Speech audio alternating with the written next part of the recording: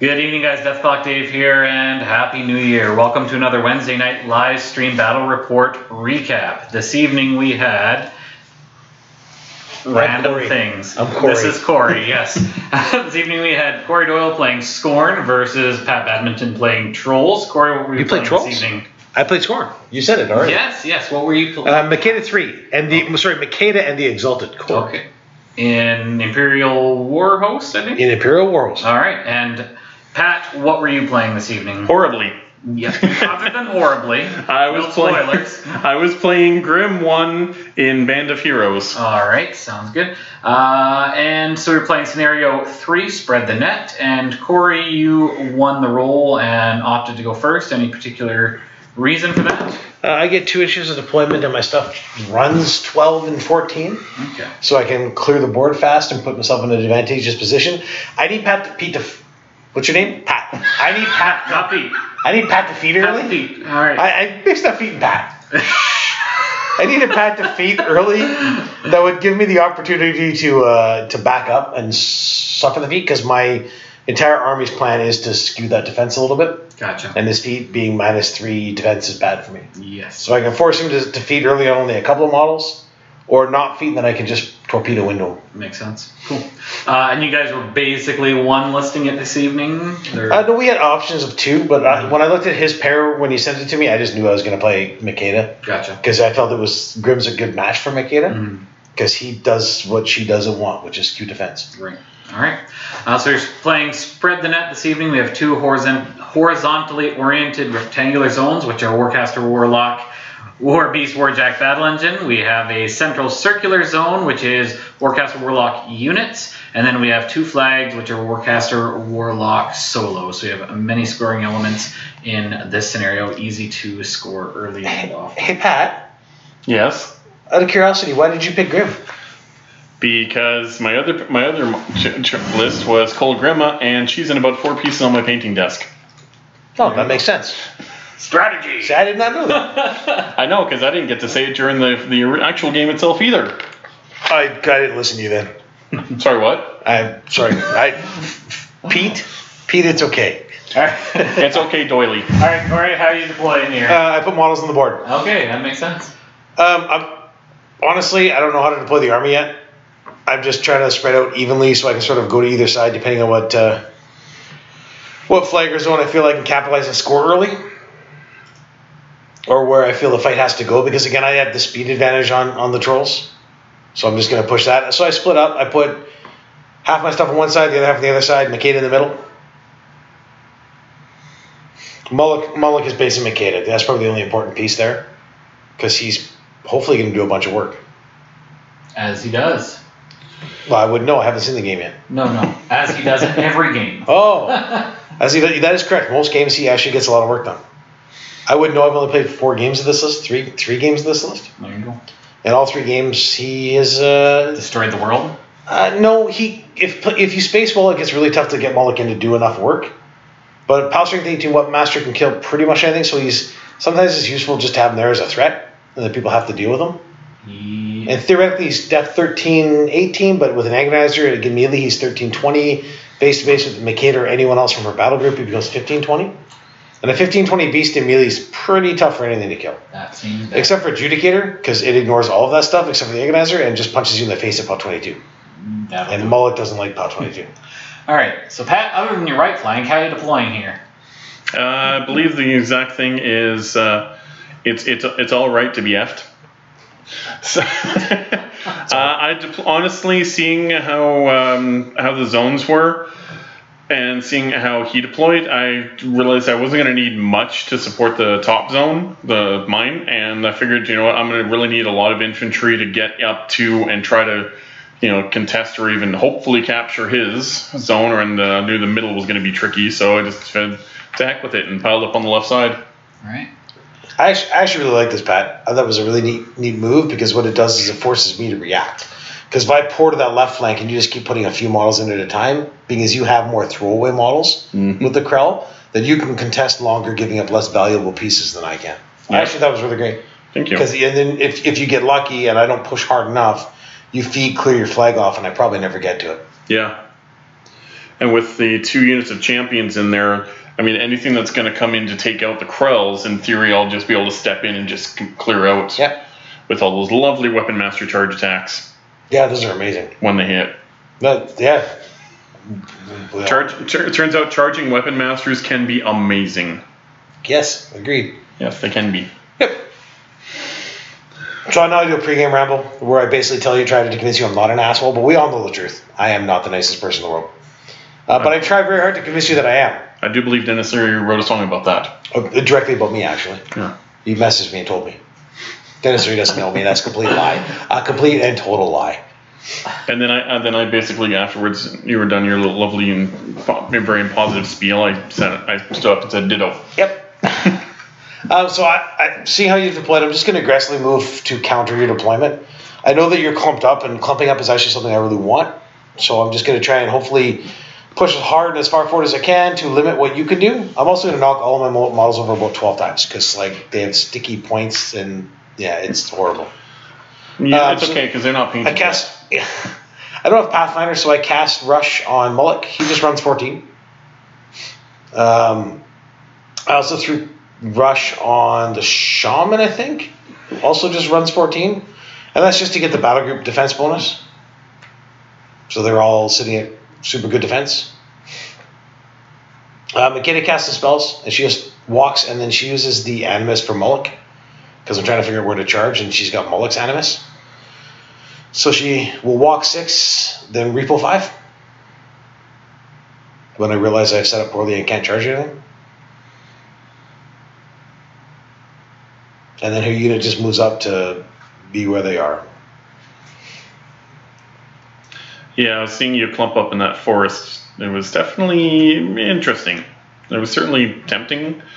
I was playing around with the ideas of trying to get some shots in there, but yeah, it didn't really quite work out that well. Well, I think what I want to do is I want to draw the whole fight down here, but keep the Raider and the Shaman north, so if all you put up north is the 3 warders, I can eventually turn and focus on clearing that top zone and just move the Raider in. Because the Shaman can cast Far Strike off the Raider, and then has a 14-inch gun that, if I get insight on you, is POW 12, Rat 7. So I can probably kill off the warders in a couple of turns, or POW 14, Rat 7. And then, of course, I swing the Gladiator down and with Zaadesh, because I want to keep the Rush bot active for my next turn. Yeah. Yeah, I was thinking, with that top zone, with the 3 warders up there backed up with the Storm Troll, I knew they weren't going to hold if you put anything serious into it, but they were still going to be hard enough for you to have to deal with, because with them being base to base, getting the Wall of Steel bonus, they get pretty decent armor. And the Elites coming off the Storm Troll make him a lot more effective than just, the one shot that most of the light beasts are for trolls. Yeah, I definitely like the Storm Troll. Is he's D3? Yeah, it's a standard. It's an elite. Electrical generator, whatever it is. Same as the Fireflies. Gotcha. So now that's my turn. I'm taking a look at what you've done, and I ask you about Molik Karn's range. And about 5 minutes later, you actually answer me once we're done joking around. I don't know if I wasted a full 5 minutes. I did answer, though. It was so his range is neat because it's 6 plus rush plus sidestep. Yeah, which gets kind of crazy. So first up, I moved up my warders to make sure that they were in the zone, so no matter what, they'd be able to contest it. And I move up the Storm Troll as a backup gun for them. I believe this was when I asked about your range. And the US is threat of my army, and I went through and explained that everything is 11 plus rush to 13. Yeah, which basically means you're about an inch and a hair off of my army. So Yep. I decided to move my champion, which is my only solo in this army, straight up to the flag, and that'll also put him in a good central position because to put the champions around him, because he's got that lovely leadership of giving them all retaliatory strike. And I was thinking at this point, yeah, I'm going to need retaliatory strike because, I mean, I got a bunch of Cyclops coming at my face, and it would have really helped if I'd remembered it. Of course, by the time I did remember it, I can't see were the not so future great. Yeah, and so I move up Grim, and I activate the Runebearer first to do the all-important Harmonious Exaltation.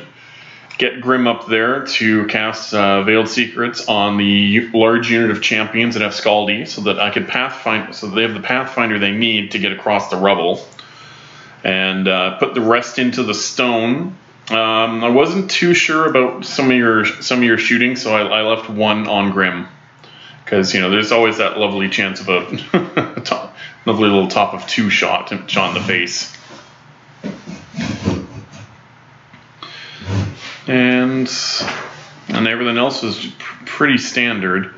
As I said, I moved up the champions that have Scaldi up through the rough terrain. And okay. And Grim walked up and popped a shot at Molik, Yep. and then we had a discussion. We paused clock on a discussion about Molik and the. Because my entire army gets hyper aggressive for theme benefit. Yep. So I had the option when you shoot me to hyper aggressive. I opt not to because it pulls me out of the Krea or Animus, and then you probably do good damage with the bomber. Yeah, which honestly would have been nice, which is why I still took the shot, because if I realized if I could pull you forward a bit, I could get the bomber in there a lot easier.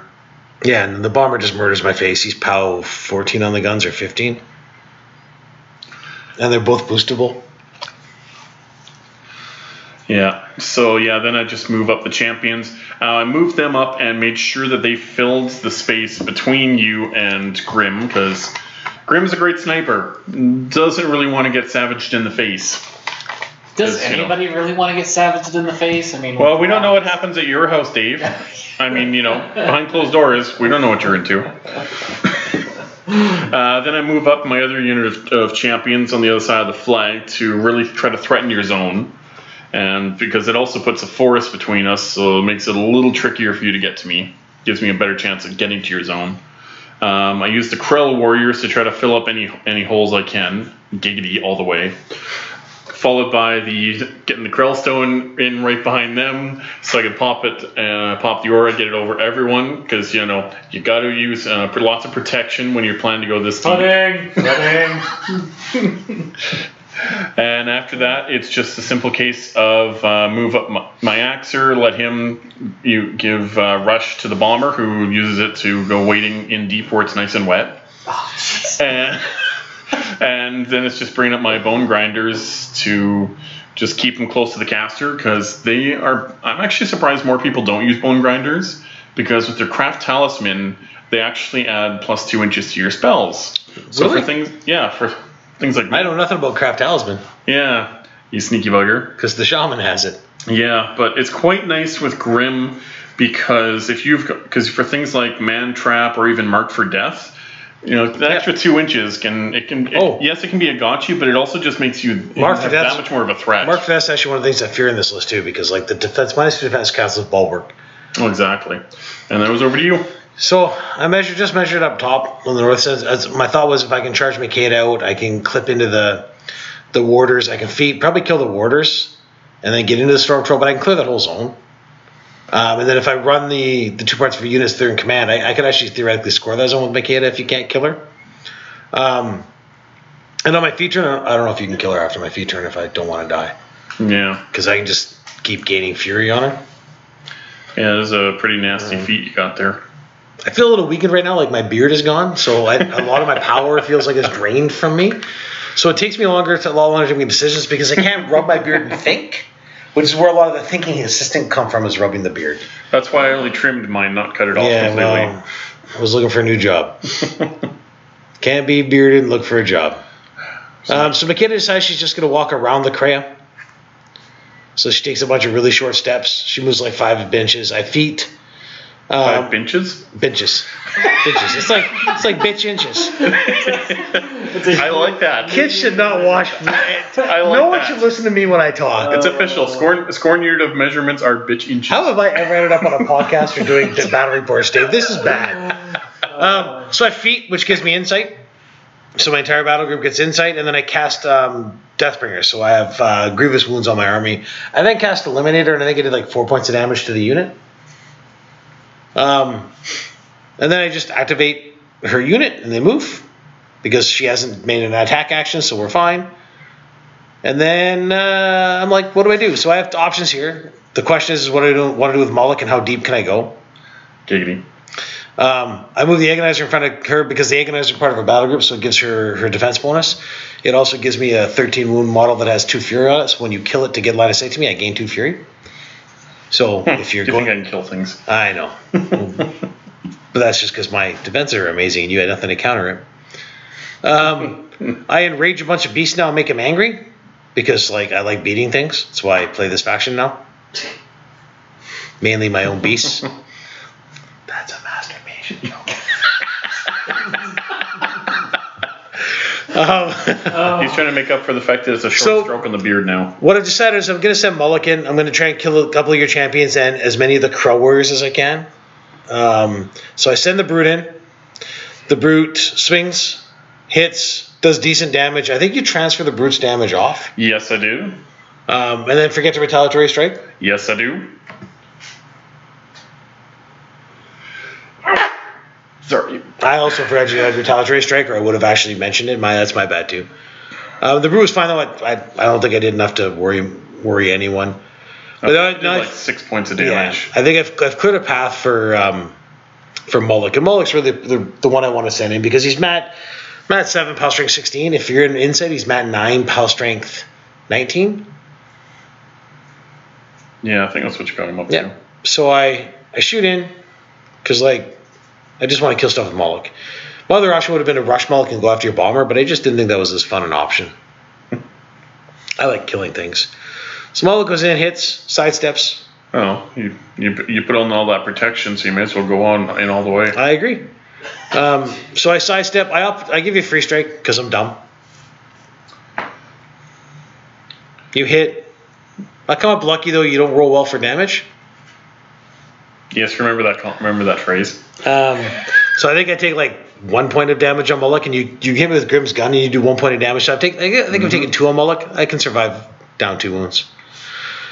So Molik then goes in and starts to blender. So my feet's up. So the feat's worded anytime I kill an enemy model in my control area for an attack after the attack is resolved. So if it's an AoE, I only get 1.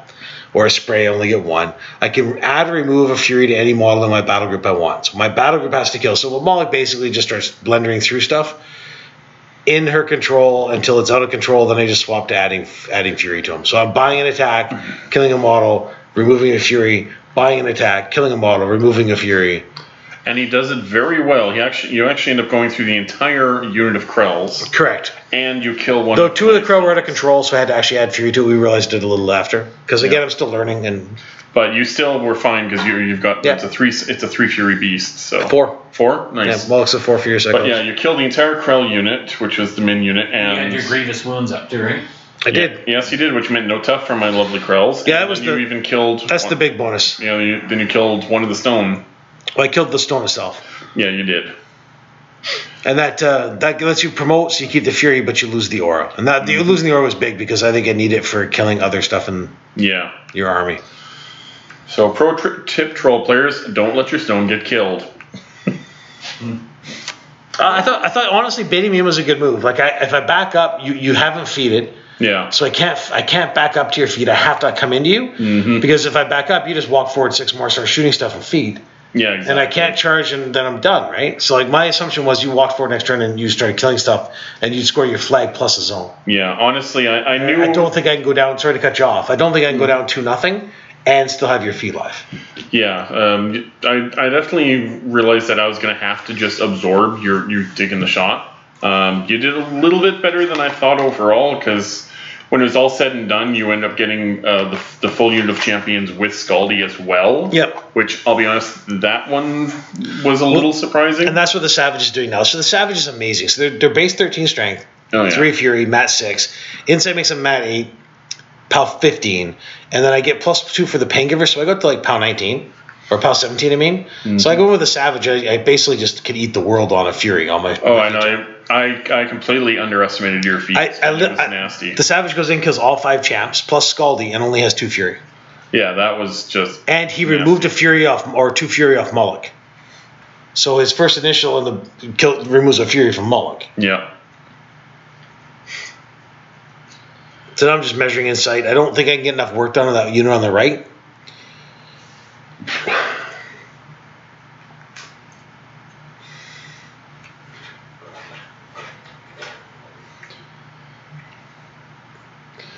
Yeah. Fury's a problem. I got to learn that again. I haven't played the mechanic in a while. So I run to the flag with Swamp Gobber, River Raiders. I just run 1 to block your champs. They can't do much damage. If you walk away, you walk away. Mm. But I want to run to each of the flags. This one just the one on the bottom just stops you from advancing. Right? Yeah, and 1 to the top zone in the corner. Yeah, I told the top corner, so you can't just score for free. You've got to kill them. It takes away your Zot shot. So hopefully, unless you go for an assassination, your Stormtroll has to deal with the North model. Yeah. The Raider, Krea walks up and paralyzes the front model in your. One of my warders. Yeah, the front model in your warder unit. Yeah. So if you run charge, 1 model has to walk. The other 2 can do whatever they want, but 1 model is not going to make me. And he's the closer model. So all I've really given you to charge is Makeda. And then I shot your Stormtroll for a bunch of damage. Yeah, and it's good to when you do that, because that means it separates out the warders, which means they lose their wall of steel. Yeah. So if anything, it just makes it so you're going to have 2 guys that have the wall of steel, and then an easy target. It also either forces you to charge the Krea or Makeda's unit with only 1 model. Exactly.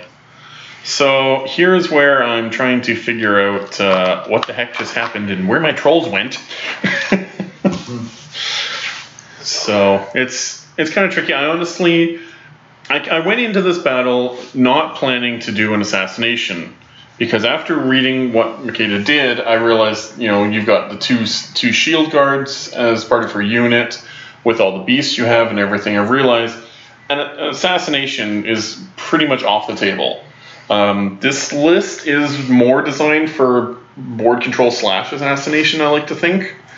But I realize that's out of the way. But I'll be honest, seeing you that close with just the Agonizer there, I got thinking, you know what, it might be worth it. So, and honestly, I've got a history with that Agonizer. I don't like Agonizers. They are annoying. I was unaware. I've never played Skorne. It's still a new faction to me. I think I only have, including the tournament in Victoria last weekend, I think I only have 10 Skorne games in, maybe 11. And honestly, I've played Makeda 3 times. Well, this is my 4th game. F the crying baby elephant. Yeah, no, it's amazing. Honestly amazing. With Brutes and Molik, they go up to like arm 20. Oh, immediately, right? Yeah, it's nuts. But I was looking at it, I was trying to think, how to deal with it, and I eventually get to the point where I think once I actually started with Grim, and excuse me. Yeah, you cast Grim spell once. Yeah, I did. I turned around and I cast Man Trap once, and not Man Trap. Man Trap. Yes, according to Dave, he thinks that Valka is a woman. Correct. And that Grim goes around setting things up with man traps. Totally a lady. So now that we know where Dave's preferences lie, I'm just surprised Dave assumes gender. Yeah, well, he also approves the looseness of gender based off the man tramps. I just thought Dave was more evolved than that. You've seen him; he's very short. So anyway, so you also feat, which counters bulwark a bit. Yes. Well, and then some. Yes. So I do that. I end up boosting to get the man trap off, which It doesn't. It does hit, which I was quite pleased about. I think we also wasted about 10 minutes talking. Oh, we spent a lot of time talking in this one. You were in the tank a lot. I'd rolled pretty good for attacks and damage, and you were in the tank a bunch. Yeah, I'll be honest. That is one thing that I personally am trying to work on getting better at, is not spending as much time in the tank. But this is my first game of the year, so yeah, definitely decided to visit the old vacation home in the tank. You know, it's a nice place. You know, sweep out the cobwebs and so on. I think you needed it too. Yeah. Sometimes it's not bad to sit and plan your turn out. Yeah, definitely.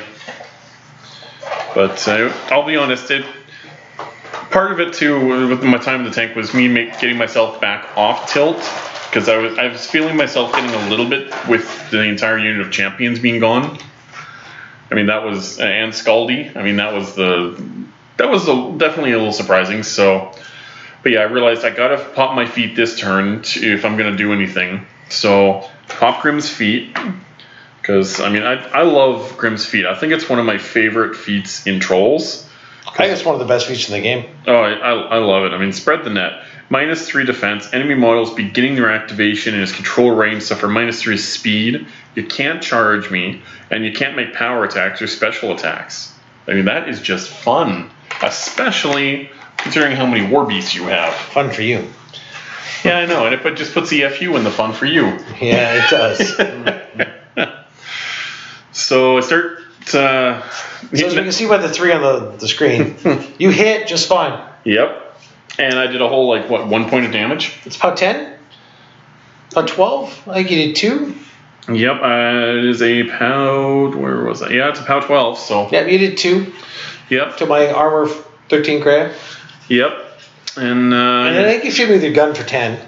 Yes, I do. Grim decides, you know what? Okay, that didn't work. Maybe a bullet will have the elephant's brain, and he hits great. No, it wasn't 10. No, you shot me for 6. Yeah. You left me on like 4. Yep. Yeah, your dice were you hit my. Oh yeah, with cover and everything. You hit no problem.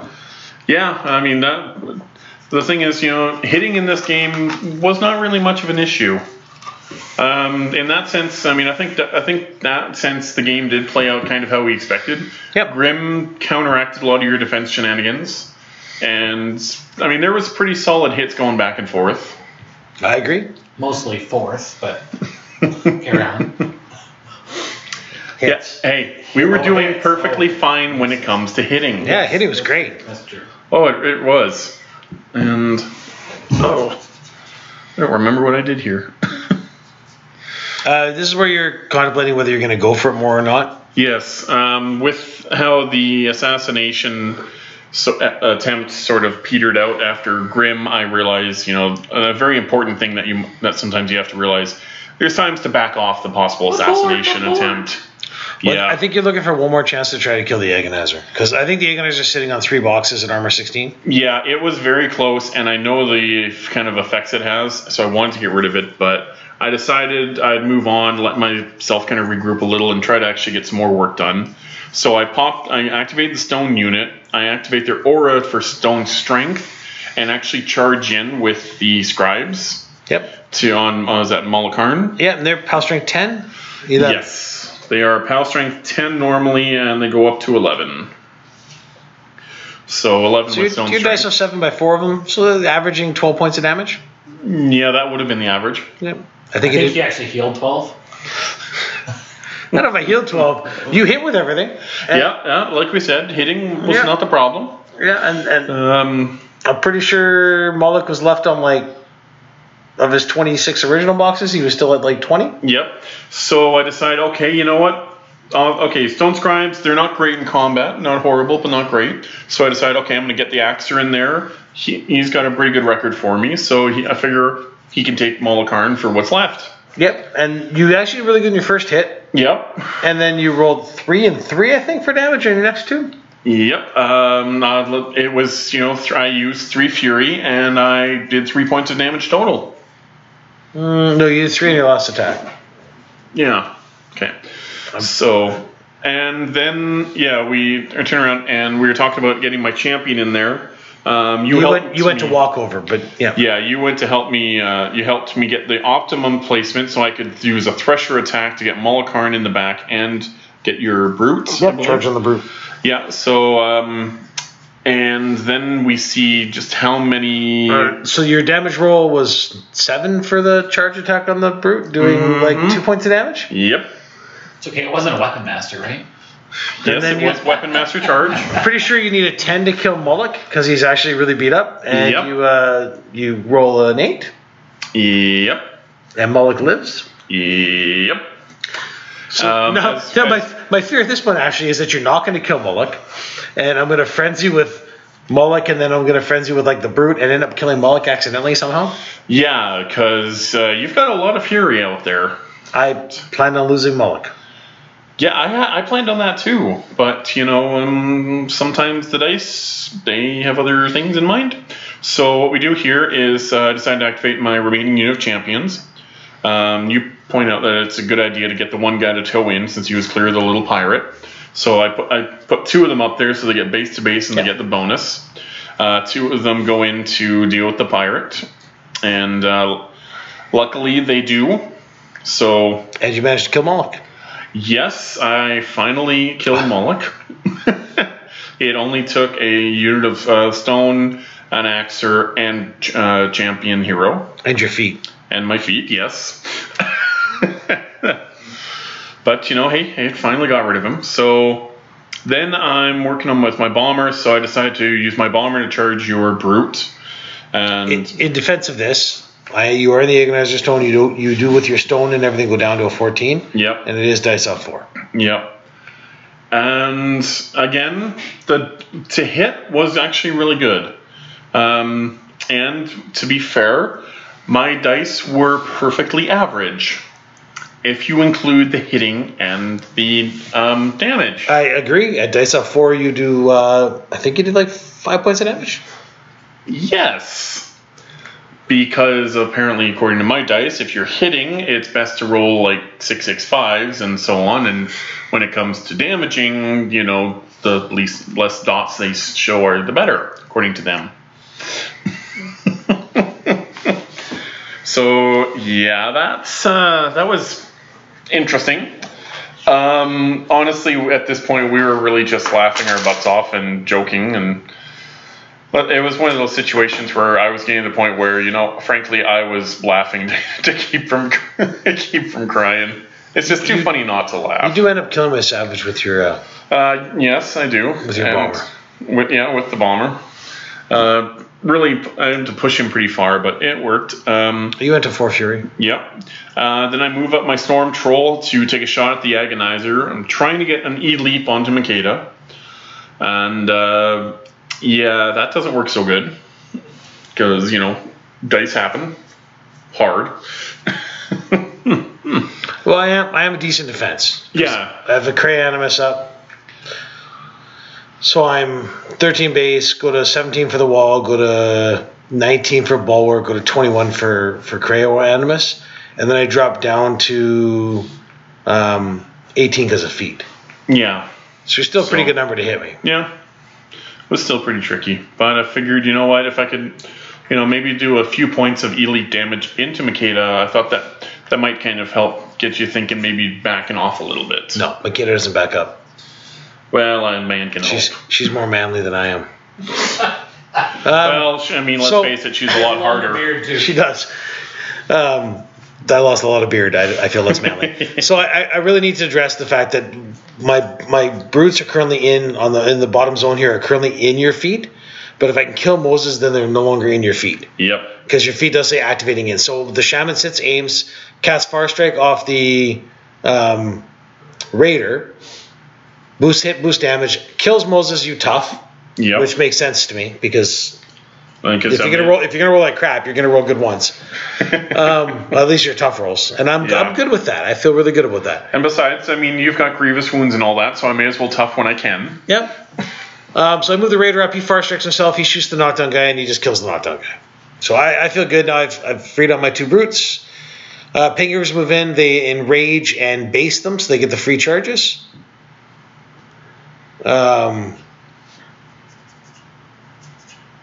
I send the first brute in before I cast Insight. So I make a small mistake, but I don't think it's as important as it is because my dice are going to bail me out. And my first damage roll is a 13. My second damage roll, I think, was trip 5s. Yep. And then I stopped attacking. And that wasn't really because I thought I'd done enough damage, just because I felt really bad I was rolling so good. And like maybe if I sent a second brute in, I won't roll as good. So Makeda activates, she moves, she casts Insight. She camps 1 this turn, I think. And just bases the Drake. I send in the second brute who hits. Again, just a casual 12 for damage. Feeling real bad still, thinking I'm going to kill the bomber with 2 brutes. And then I hit, and you have 2 boxes left, and I don't boost, and I killed the bomber. Yep, with 2 brutes. With 2 brutes. Because, dice are a thing. One of them wasn't even under Insight. Thanks. I didn't actually remember that at the time. So yeah, the other brute goes. Salt, I hide a wound. He's not going to do as much. He attempts to hit your champ, hero dude, and then sort of doesn't. And he's like, whatever. I'm not in Insight, so I'm garbage now. So I trample forward with the Gladiator, staying just within 8 as a dash, killing one of my own Paingivers, but I want to get him into the game and hopefully block you from the zone so I can move the Shaman over and score it. I did score the flag last turn, so it is 1-0. I will score the flag again this turn, so it's 2-0. And I'm just looking long game. If I score the flag again, it'll go to 3. Clear the bottom zone, I can go to 4 pretty easily. Yep. So I'm taking a look at this, and I'm trying to think how I can get back into the game because I'm down 2-0. I'm down a full unit of champions, my Krells. I'm down my only heavy, and I'm realizing I'm starting to get on the ropes, and it's not so good. So we think we spend a bit of time here having some chuckles and so on. Yeah, we definitely had a lot of laughter at your dice versus my dice. I think someone on the original stream mentioned that we should trade dice and play again, where I refuse. Yeah. So I decided, what the heck? I'll buy you the dice though. Yeah, I was thinking about charging in my Storm Troll, but it's better to just walk him in. So I walk in, boost to hit, and punch you. It works pretty good. Damage wasn't great. At least I'm consistent there. And then boost to hit you again with the other fist, and didn't have any more to boost for the damage. And say consistency was key in this game. Consistency played a very big part. Well, I am 15-18. Yep. Oh yeah, it's good. So let's see. So I go back into the think tank for a bit, trying to think, okay, what else can I do to get me back in here? I decide, okay, well, you know what? Maybe the Axer can get some work done. So he goes in there. I turn him so I can use a Thresher attack to get both brutes, but making sure not to hit my own Storm Troll. Because as we joked, I'd probably get triple boxcars on the damage for my Storm Troll. Yep. Which maybe we should have tried, because it would have been at least something impressive for damage. But yeah, let's just say I think my Axer left his axe at home and brought one of the kids' wiffle axes.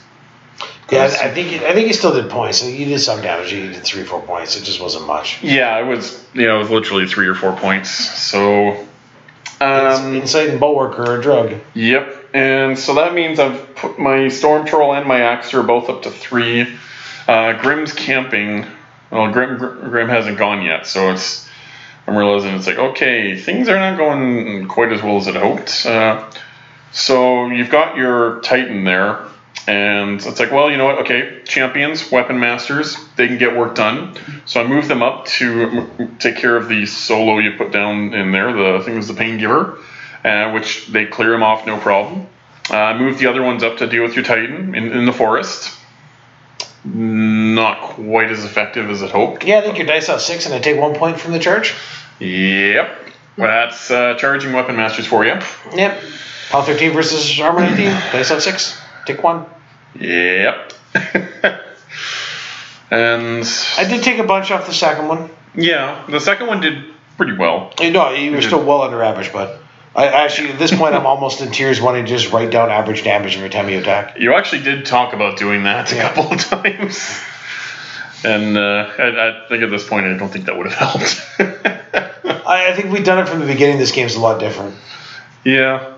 But, you know, this just proves this is just one of those great games that proves no matter what happens or no matter what you might think is going to happen in the game, dice happen. There's me showing off all the other lovely dice I have, which, yes, folks, they roll about this well as well. No, so I've seen them roll worse. But this game's just, you know, it's a really fun time, and I think the important thing is we were just laughing. We're having some fun. I mean, if you can't have fun playing Warmachine, don't play Warmachine. Oh yeah, I mean that's the important thing, people. Remember, this is a game first and foremost. So here, I get the warders. They charge in. 2 of them charge your Cyclops with the gun. Yep, the Raider. The Raider, and one of them charges the Paingiver up there. Paingiver. So the Raider's def 15 because he's based Makeda's unit. Yep, and whiffed twice. Yep, whiffed hard twice. Do kill the Paingiver. So yay! I killed something. And although I do love the fact that you on your turn you kill the Paingiver when you're Titan charged, because you know. Travel. Yeah. I kill my own roadkill. At this point, seeing how things are going, I start going, okay, this isn't working well. So I moved Grim, but I kind of goofed up on the movement there, so I move him back. Trying to think if I should, you know, take shots with his gun or what I should do, because this is more like I don't want to have my caster die. So, but honestly, we'd been having so much fun, and my army had been whittled down so much, I knew that where this was going. So I said to heck with it and decided to actually charge your Brute and started going at you with Grim's Gunblade because, you know, it's Grim. He never gets to hit people with the Gunblade. To be honest, he was the one that actually did, like, average damage. Yeah, he did pretty good. So, you know, go caster, go caster, go. Go caster, go caster, go. But I did use all my fury to get in as much as I could on you. Yep. And then in the motto of our club, I told you to kill me now. I believe at this time the chat for the stream was also, you know, chanting finish him, you know, make it stop. I don't know about finish him. Okay, make the suffering end. The hard part is I don't know if I can just straight up kill Grim. So I have to do my frenzy checks. Everything passes because threshold 9 for Skorne is a thing. I move some stuff. I'm just going to cast Insight with Makeda, but I want a Blood Boon no tough because it's the only way to do them both is to, unless I drop Bulwark. And I actually don't know if I'll kill your caster if I get unlucky. I only have 2 Brutes there. The 3rd Brute will probably die to a free strike. Well, you'll not kill me because you'll roll poorly, and I don't want to rely on that.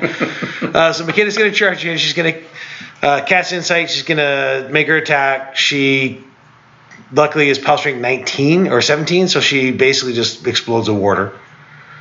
When she explodes the warder, she blood boons Deathbringers, and then her unit kills off the other dude. I don't think I killed the last dude because we were unsure of how if she was able to buy an attack after her unit had made attacks. I don't know how that. Yeah, and we didn't actually get back to that. Yeah, I'll look it up later. Yeah, you moved on. Because I've never used a caster unit before. She had Canes, and they just shoot guns. But I'm pretty sure Kane has to do all of his attacks once he starts. He can't take 2, swap, do the reuse thing, and then come back to himself. I'm not sure, though. Dave will tell me, because Dave's smart. He reads and stuff. I don't. Or, you know, the internet will, because they'll be right. Yeah, the internet's pretty good. I should appreciate all the people that feedback on it. I do read most of them. Some say some mean things like I should talk less. So I power attack headbutt. I knock down your caster. I do minimal damage, and then the first Brute just winds up 4 attacks on you at power strength 16. Yep. Because he's enraged, injured, knocked down. Yep. And it turns out knockdown troll is not a happy camper.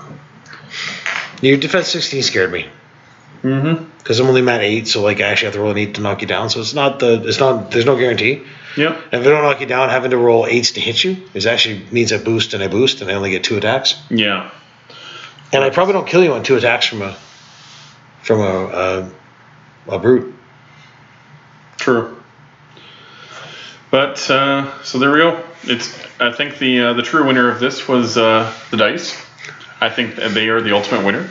Also, man, I think if we take the dice out and we just played it on averages, Molik dies earlier. Mm-hmm. You probably kill a Brute and a Savage, not just a Brute. Yeah. Or not just a Savage, which puts you in a really weak, weird position. I think the game draws out way longer where Grim and Makeda end up fighting, which is actually a neat spot to be in. Yeah, that's honestly what I'd expected going into this, is that, we kind of get to like turn 3 or 4, and by then we'd be doing sort of the caster hunting caster sort of dance. Because that's one that Grim's really good at. You've got the battle group, or you've got your Warcaster unit, and you've got the 2 of them are shield guards. So I mean that makes it trickier for Grim. And 3 of my beasts. The Brutes are also shield guards. Oh, exactly. So it was definitely going to be. I was expecting, turn 3 or 4, we'd be doing the fun, Warcaster on Warcaster tango. But, yeah, I didn't think I'd get deep enough to kill an entire unit of champs. So I figured I'd struggle to kill the champs mid-game. Yep. I thought they'd at least make it through two turns before getting a whole unit wiped out. I honestly thought I'd be trading Molik for them. I didn't know Molik would go in and kill all the crowd. Yeah, that was. And still mangle 2 of the champs. Yeah. And then a Savage being able to kill 3 plus Scaldy was crazy. Oh yeah, that was good. But it's just proves the age-old point. Dice are a thing, and it happens. The important thing is we had a lot of fun. We laughed a lot. Yeah, I gotta say it was nice. Like I sometimes get salty in life. It's nice to come back to a game and just be able to laugh and have fun regardless of what happened. Oh yeah. And that's with life and work changes and stuff. Hopefully that's the norm from now on. We've got to go find a toilet in a dumpster somewhere so we can pour some lighter fluid in there and give my dice the send off they deserve. Yes, if you guys have time, it was a very hilarious full live stream. So you can go back and check that out if you have some time, just for a good laugh. Because if you don't want to listen to Warmachine talk, you want to listen to us make fun of Dave or me or my mom. Yes. Or my dice. There may have been a lot of my mom comments. And it's also hilarious because it's actually on film as like a charging weapon master scoring the 2-2-1 for damage. Oh. I mean, there's just some impressive wiffle bats going on there. Yes, it was pretty entertaining for sure, but a good way to jump into some Warmachine for the new year. So. Yep, new year. Same bad dice. You're just getting it all out now, right? The rest of the year's going to be fine. After this game, I should be good for the next 20 years. There you go. No, you hit well. Your dice were statistically Yeah, they were statistically average. They hit great. It just, they're made of wiffle. They were Nerf bats. Just bipolar. The amount of 655s. Oh yeah. 1-2-2s was amazing. Yeah, they put the buy-in polar. And on that pleasant note, thanks guys for watching. I hope you enjoyed that. If you did, be sure to hit that like button, subscribe to the channel so you don't miss any content, and keep an eye out for our next Warmachine Hordes content, as well as we've been streaming some Monster Apocalypse, so we'll probably be rotating back and forth from there. So have a good night, and we will see you next time. And don't forget, do you prefer tapioca or rice pudding? You have to watch the full stream to get it.